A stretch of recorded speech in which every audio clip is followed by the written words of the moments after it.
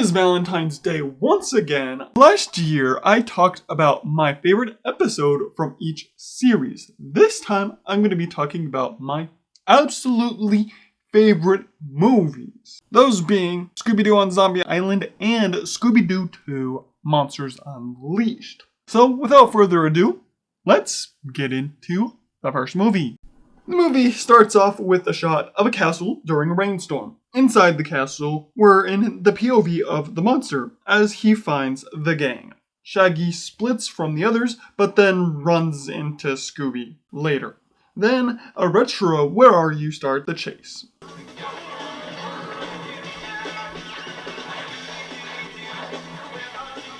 Scooby manages to domino knight armors, landing on the moat monster. Velma unmasks it to be Mr. Beeman, a real estate agent. He was printing money in the castle's basement. He says the thing, "And I would have gotten away with it too if it wasn't for that big dog and you meddling kids." Now we flash a couple years or months later. They never really actually tell us, but I'm assuming years because she just did one season of her show, and so now she's filming for season 2. And Fred is her crew. After Daphne mentions she misses the gang, Fred gets an idea. With Shaggy and Scooby, we see that they're customs, I guess. But then they get fired after eating all the contraband and get a call from Fred. With Velma, she owns a library and also gets a call from Fred. Fred pulls up to Daphne. Fred opens the van to surprise Daphne. They leave for their trip, and we get a montage of their monsters and unmaskings with a really cool song that I wish was on streaming.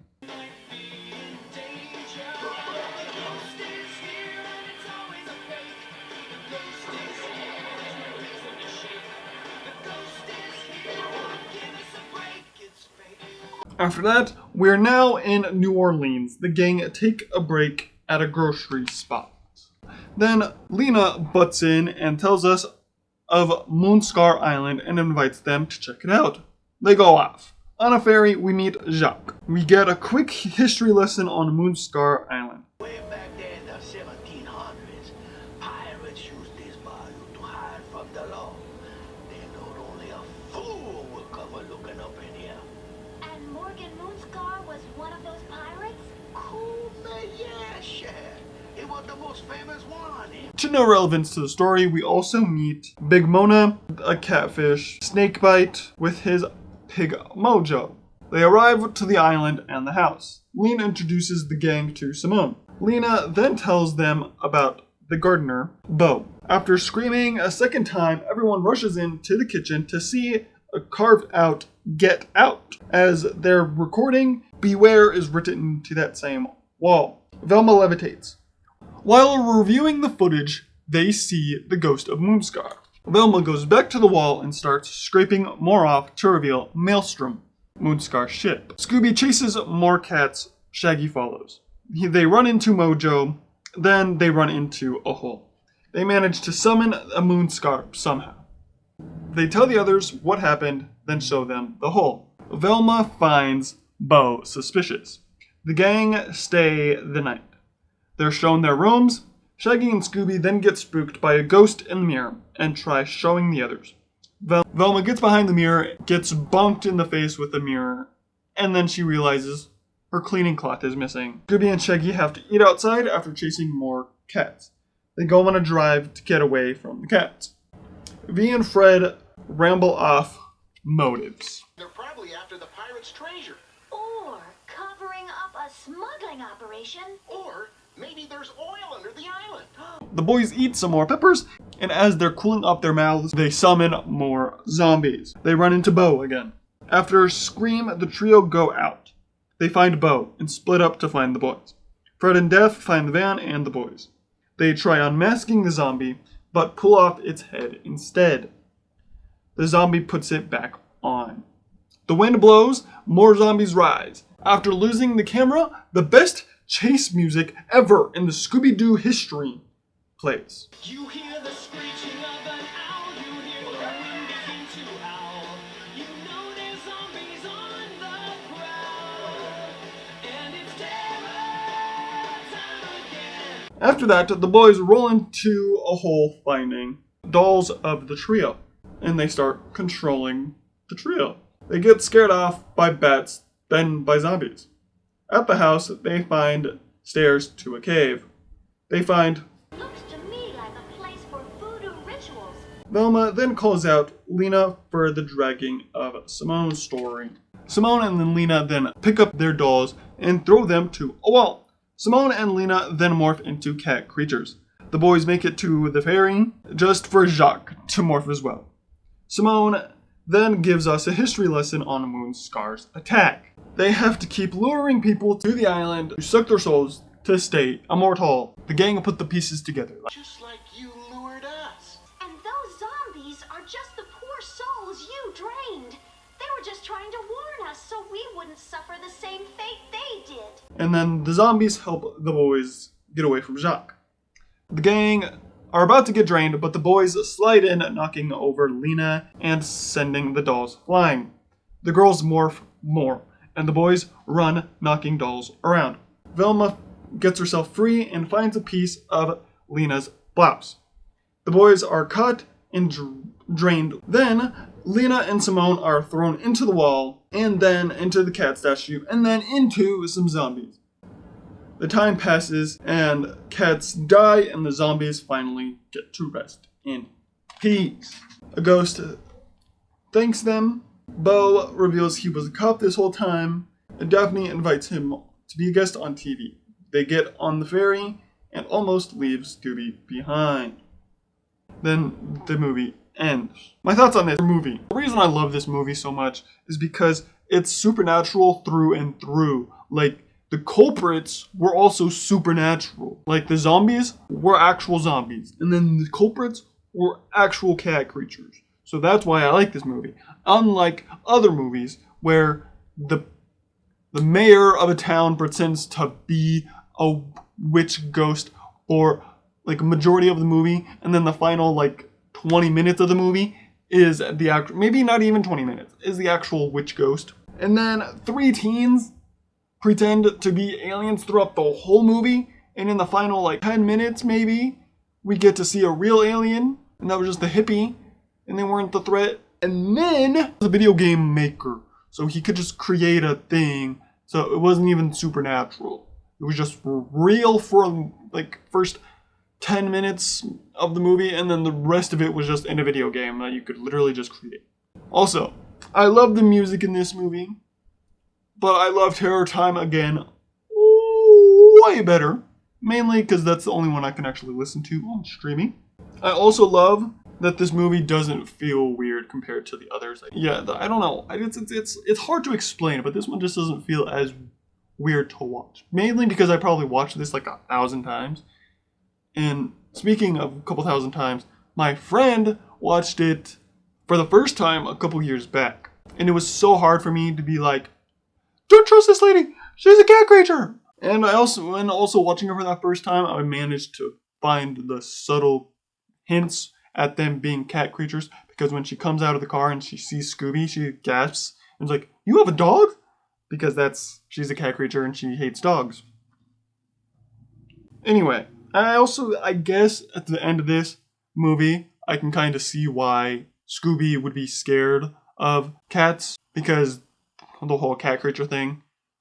And so for the sequel, he would be scared of cats because of the whole cat creature thing. But then just getting rid of the whole thing that made this movie rock kind of sucks, no? Going into the sequel, you're thinking, oh, this is going to be good. If the first movie's goated as heck, then this one's going to be goated as heck too. But no, it's absolutely trash. Thanks, James, for no supernatural threats. I'm not here to talk about movies that I hate, or that we hate. I'm here to talk about movies that I like.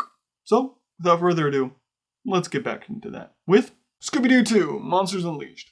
The movie starts off with us in the POV of the pterodactyl ghost, flying through the city and into a sewer grate. The gang arrive to the Coulsonian in a limo van, or in a limo designed as the Mystery Machine. Get it? Okay. They get out and meet their specific fans. Their weird and specific fans.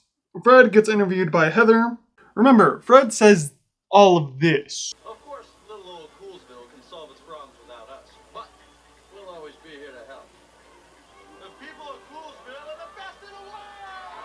After he says that, Old Man Withers looms in the crowd. They point out some of the monsters from their past. Scooby and Shaggy see the pterodactyl blink and hurry off. Velma spots Patrick and falls in love.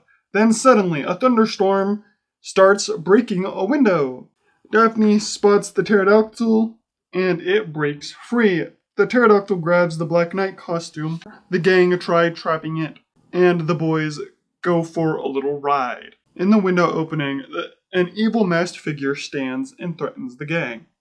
Before the pterodactyl leaves, he grabs the 10,000-volt ghost and Daphne cuts the boys free. Velma finds where the pterodactyl came from and, after getting back to the lab, they watch the news seeing their screw-up and takes Fred's words out of context. Mystery Incorporated had this to say. The lower Coolville can solve its problems without us. I didn't say that. The boys overhear the gang talking about them. They make a vow and dress up as the trio. After analyzing the scale, it proves it was a real pterodactyl scale. They do research and show us Jacobo's past. Then look up Winkles, his cellmate. They then go to Winkles' place. They fall down a hole into a ball cage. They meet a Girl Scout and men in suits. Velma spots a laser thumbprint scanner, and Daphne uses her skills to get everyone out. They split up. Scooby finds a bunch of clues. Then the trio find footprints and a book on how to make monsters. After singing into a toilet brush, Shaggy spots a possible clue. They dance right into the Black Knight's hands. They get to a room and they try to barricade the door. The Black Knight still gets in. Fred tries to help. Daphne fights the Black Knight for a while. Velma then kicks him in the round tables, holding him so they can escape. They get back to the lair. Velma compares the glow, the scale, and the footprints. Daphne and Fred look through the book. Shaggy and Scooby pull a scheme to go. Velma goes to tell the duo what she found and talk about the randomonium needed for monster making process and Mincer Winkle's mining town. She then suddenly ducks after seeing Patrick. Daphne helps Velma feel confident and look fantastic. At the Faux Ghost, the boys dress up as Shizzy McCreepy and SD McCrawley. Shaggy talks to Winkles to see what he knows about the attack at the museum. Scooby dances, attracting all the attention. The boys gotta run after being found out. On the group's ride, they see the museum was attacked again. Fred screws up by saying, You're trying to make it look like I think Coolsville sucks. No, don't record that. Patrick goes off. Daphne goes to confront Heather as the masked figure. Then the evil masked figure appears above the building. With the boys, they see Patrick's darker side. They then follow Winkles to the mining town. They go in, sneaking and finding the skeleton men. While running around, Scooby reveals an elevator. The trio arrive and confront Mr. Winkles. The boys find a lab, mess with potions, and explode a wall. The trio join them. Velma reads the words above the door, saying, Beware who enters Monster Hive. Inside your fears will come alive. enter and spot the costumes and deduce. The costumes to make real monsters, which implies he already had Pterodactyl Ghost costume, somehow. Which implies... And then that makes Velma suspect Patrick as the masked figure. The trio go check out a light. The duo play with a controller, summoning the zombie, Captain Cutler, Miner 49er, and the Tar Monster. Fred grabs the control panel. As they're escaping, the 10,000-volt ghost appears. They split due to the skeleton man and the 10,000-volt ghost. The duo ski down the mountain, with the trio coming just in time to catch them. The monsters attack the city to find the gang for the control panel. The gang arrive to the old high school treehouse. Fred looks at an old photo, giving us a funny flashback of them playing frisbee. Velma looks at an old project and figures out a solution. They start rewiring the console with a montage. Outside, Shaggy skips a rock on the river, revealing Captain Cutler's ghost. They drive off after sending him flying. The pterodactyl chases them, and the zombie plays chicken with the van. They lose the pterodactyl. They make it back to the mines, but stopped by the Black Knight. Fred stays to joust him. The others run into the 10,000 volt ghost. Daphne stays to fight it. Weird. They both fly back, have a heart-to-heart, and stop both Black Knight Ghost and the 10,000 volt ghost. Velma gives the boys the controller, motivation, and then gets the attention of the Skeleton Men. The boys quite literally run into the Miner 49er. Velma jumps down to shoot, losing the Skeleton Men. The boys then burn the miner. Velma finds a pterodactyl shrine as Patrick scares her. She runs, almost falling in a loose grate, but Patrick catches her. Velma trusts Patrick to take her up and then gets taken. The boys run into a room, lock themselves in with the cotton candy glob. They devour it. And then they join the others. But so do all the monsters. The tar monster starts to catch them all while they play frisbee. Scooby bumps into a fire extinguisher and uses it to freeze the tar monster. Scooby avoids all the monster, puts in the controller, and has the monsters disappear. The masked figure falls in the grate. Coolsville crowd storms in. Daphne unmasks it to be Heather Jasper Howe. and Med was her accomplice, putting on the costume as Daphne was confronting Heather the first time. Then Velma unmasks Heather to be Jonathan Jacobo, and then the gang explain all. A photo taken of Jacobo in front of the Coulsonian. Jacobo supposedly died a year before construction even began. He also adapted the false Heather Jasper Howe persona to turn the press against us. And then he framed poor hideous old man Wickles by putting that book in the Black Knight Ghost in his mansion. Velma confesses her love to Patrick. The boys fight. Daphne and Fred kiss, and everyone cheers. And we end the movie with Ruben Studdard singing us to the credits. I absolutely adore this movie. It's so freaking amazing. It's funny. It's just a great watch in general. But the main reason I love this movie is because it brings the monsters from the animated show into live action. It's basically like taking a comic book character and bringing it into live action. That is cool as hell. It's like that, but for Scooby-Doo fans. Like, the nostalgia for the old show is freaking amazing. Like, I also quoted this movie a bunch before it happened. So long, suckers! Starts falling. Help me, suckers! When Shaggy's buff. Check out my pecs, little man. The Black Knight Ghost comes into the news thing. Sorry, you're canceled. And then the whole the scariest day of my life. Tied with what? Tied with every freaking day of my life. Then, when they're locked in the room with the cotton candy glob, and they start eating it, I'll give you cavities. And then at the very end, you were a dude this whole time? Jacobo's response. But we cuddled. And then, and also in this movie, Scooby and Shaggy have a whole character arc. They feel down. Then they try to prove themselves to the gang throughout the whole movie. And then at the very end, Velma inspires them to say, I want to be just like you guys. You guys are the heroes. And then at the very end, Scooby freaking saves everything. He's the one that presses the freaking button, making all the monsters disappear. Speaking of disappear, this video needs to slowly disappear, aka end. These movies are both freaking phenomenal. I cannot choose which one is my favorite. I love Zombie Island because it's so good and it's supernatural, and I love it being supernatural. That's probably another reason why I like Monsters Unleashed. Not only do they bring animated characters into real life, it's also fucking supernatural.